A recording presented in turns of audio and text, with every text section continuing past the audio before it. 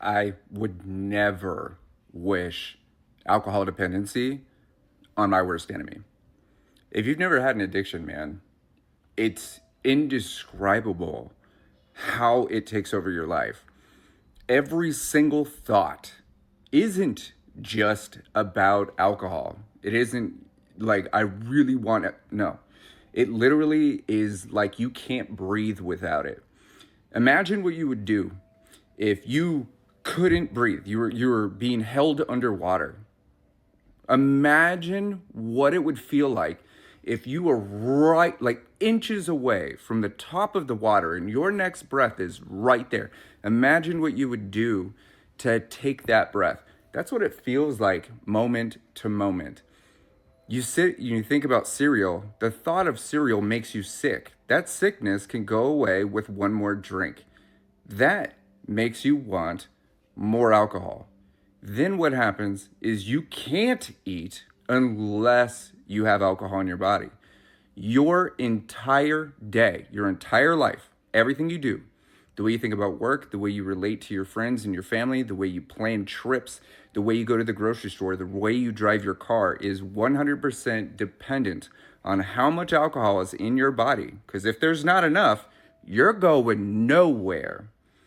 Or how much alcohol needs to be. So you're planning your day around the alcohol or around the dependency. I would drive to the grocery store, sit in the grocery store with so much anxiety that I would take 2 or 3 shots just to walk in the store. Not to mention, I had to take 2 shots just to get in the car to get to the grocery store. So now we're 4 shots in. It's only 9 o'clock, and I'm actually at the grocery store to buy more alcohol. So while you're moving through that store, you may feel chill, but the alcohol is starting to wear off because your tolerance is so high. Your cortisol is spiking, your anxiety is spiking. You're starting to ruminate about all the people. Do you have enough? You're starting to flip out. Then you have so much anxiety buying these things, you're ruminating in your head, and that anxiety starts to spike. You then leave the grocery store and you sit in that car and you pull out that warm bottle of vodka and mix it with another warm chaser of Gatorade that's been sitting behind the seat for 2 weeks just to drive back to the house, which is less than a mile away. You get back to the house and then you have to celebrate a successful haul. Granted, you just got some alcohol and some cheese and some crackers and whatnot, but you successfully went into public. No one knew you were drunk. No one knew you were drinking. That's another reason to take another shot. Here's 2 more shots. You still haven't even eaten your cheese. You still haven't even opened the grocery bags. It is absolutely just mind-boggling how dependent you become on this. You couldn't wish to watch somebody go through this is even worse, man. I traumatized the nurses with my liver failure, dude. I lived with people who had to watch me shake. People were watching me hallucinate on the couch, man. They're just laughing at me because I'm literally operating from another world. I'm having DTs. I'm hallucinating and not telling anybody, man. I'm having an internal struggle. There is Armageddon inside every single cell of my body. Something bad is about to happen all the time. There's always a reason to drink, always a reason to escape, always a reason to have one more. You celebrate with alcohol. You punish yourself with alcohol. You drink when there's nothing to do. You drink when you have a ton of stuff to do. You drink when you're bored. You drink when you're in the middle of something. Every single thought is another thought about alcohol. It's literally ingrained in your thoughts, your feelings, your actions. Dude, like this is so much more common. And not only that, the crazier part about a dependency is if you stop taking your medicine, guess what happens? You're in dire need of medical assistance, man. I had veins that burst in my throat, dude. My heart literally stopped because the medicine wasn't in my body. I had taken a nap. I didn't have a drink for 6 hours. That was 6 hours too long. Dead serious. I had to have a shot hour by hour. My withdrawals were so heavy that in between drinks, I cease to function. Couldn't drink water, couldn't eat food, couldn't go to sleep, couldn't get exercise, man. Could barely even catch a breath for years. For years. Every single day. As a recovery specialist, I've worked with thousands of people through the Beyond Sober program. There's the book that's out now, through the podcast, all of the videos, literally 5,000 videos just here.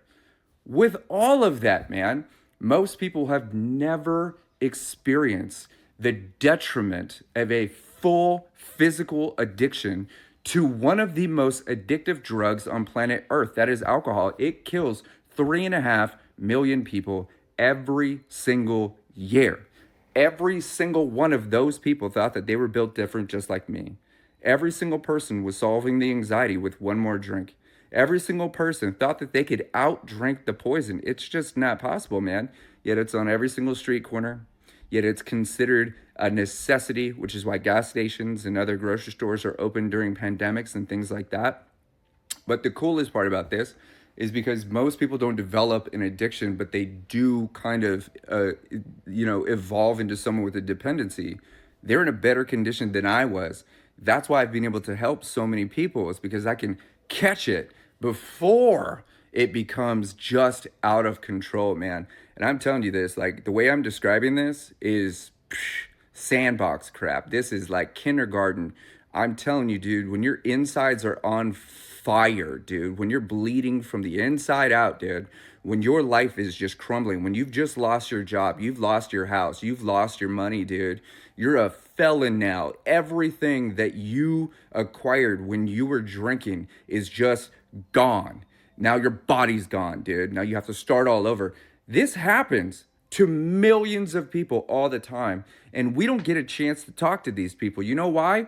Because only 30% of people that go through circumstances like I did, liver failure, survive. Not only that, only 11% of people survive the cardiac arrest, when there's not enough alcohol in your body and your heart ceases to function and you need to be brought back to life. There's people that bleed out from the veins that explode in their throat, and they die in their house by themselves in a pool of blood, begging for one more drink, dude.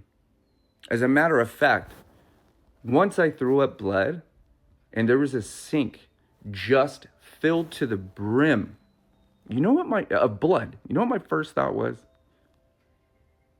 I'm ready for a drink. I feel better now.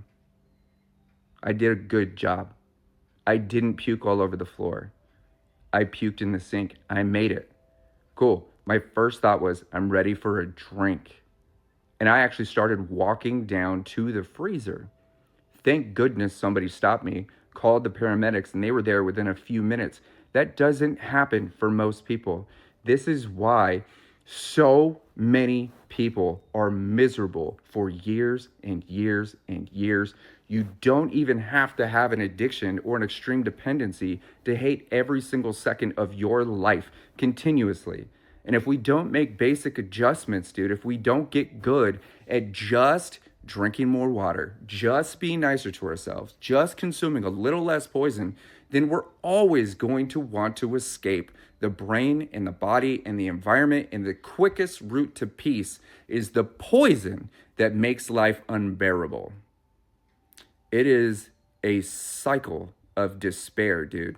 There aren't enough words, man, that can really depict the misery, the shame, the guilt, the pain, the self-inflicted trauma that alcohol is, man.